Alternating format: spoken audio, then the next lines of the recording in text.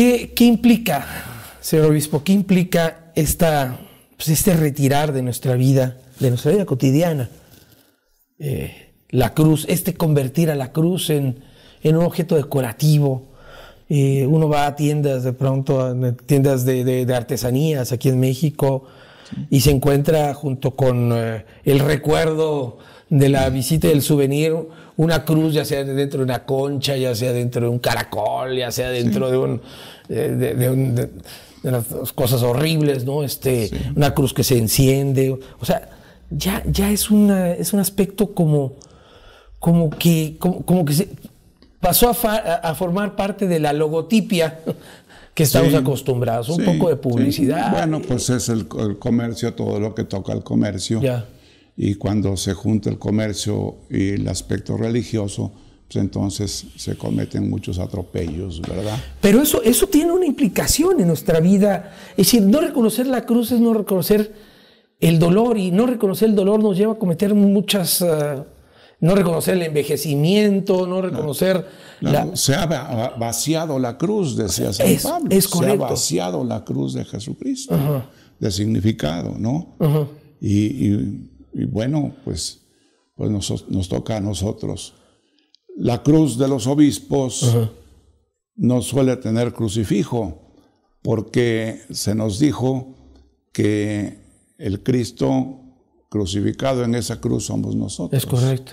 Para que no se vacíe la cruz de Jesucristo. Para que se llene. Para que se llene, sí. Y ahí es donde imagínese, si San Pablo, 30, 40, 50 años después de la muerte de Cristo, diga que la cruz se ha vaciado de contenido, pues nosotros la hemos hipervaciado de contenido, ¿no?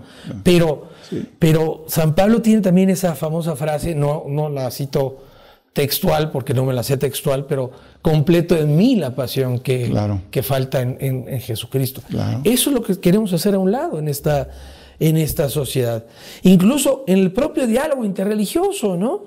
Es decir, pues cada quien va a dialogar, pues como el rabino de Nueva York que iba a Jalapa, ¿no? Y vio la cruz y dijo, aquí yo no entro.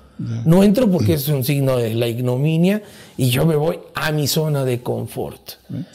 Si algo no quiere decir la cruz, es eso, ¿no? Claro. Vivir en una zona de confort. Pero usted lo ve ahora, usted en su acción pastoral durante tantos años como obispo, ahora en esta posición de emérito, que por cierto el Papa Benedicto ha venido también a dignificar al gremio, lo cual me parece fascinante. Usted lo ha vivido, ¿no? Es decir, esta incapacidad que tenemos gran porción de la grey cristiana, de los fieles católicos, de encontrarnos en la cruz. Claro.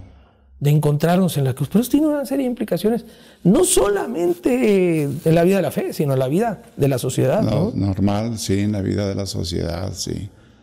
Y bueno, los misioneros aquí, pues, donde quiera que llegaban, plantaban la cruz, ¿verdad?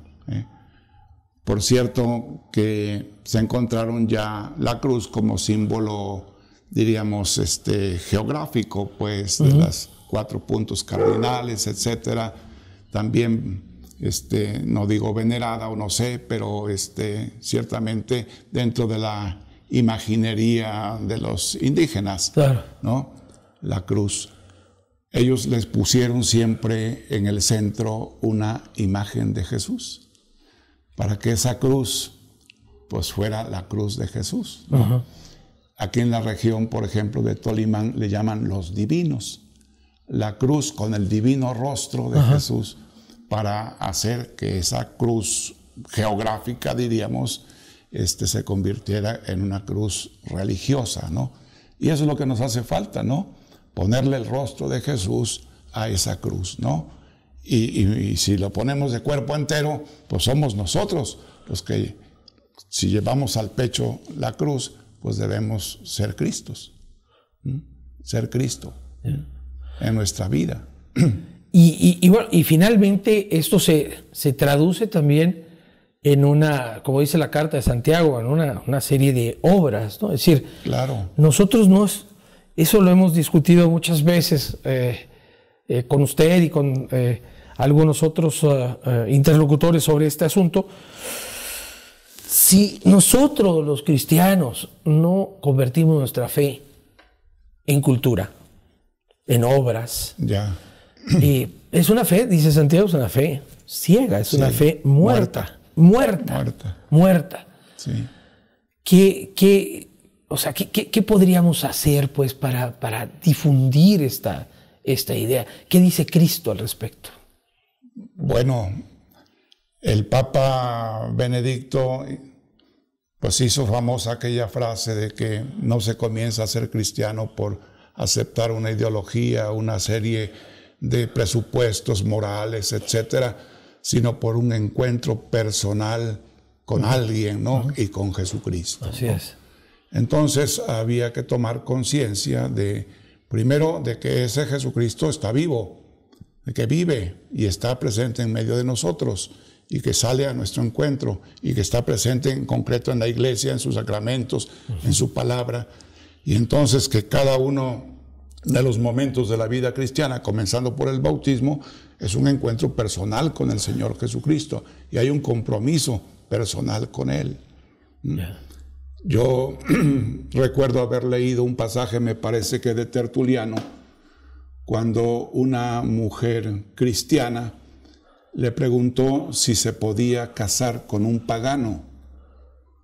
Y Tertuliano dijo, sí, cómo no, nada más con una condición, de que la noche de Pascua la pases con el Señor Jesucristo. Que ese pagano, tu esposo, que va a ser tu esposo, reconozca que tú le perteneces al Señor Jesucristo y que antes de ser de Él, eres del Señor Jesucristo porque Él te adquirió en el bautismo al precio de su sangre, ¿no? Y eso es lo que somos cada uno de nosotros, ¿no? Somos propiedad de Jesucristo. San Pedro dice que nos compró no con oro ni con plata, sino con su sangre. Y entonces el ser redimidos, la palabra redimido significa vueltos a comprar, ¿no? No, bueno, la imagen es hay un poco de mercado, pero redimido significa que le pertenecemos en totalidad a Jesucristo, ¿no? Entonces, pues si somos criaturas rehechas por Jesucristo y comprados por Jesucristo, pues somos de Jesucristo. Y eso es ser cristiano, ¿no? Y eso es lo que generalmente no se tiene en cuenta. No se acepta. No se acepta, ni se piensa. Ni se piensa siquiera. Se piensa.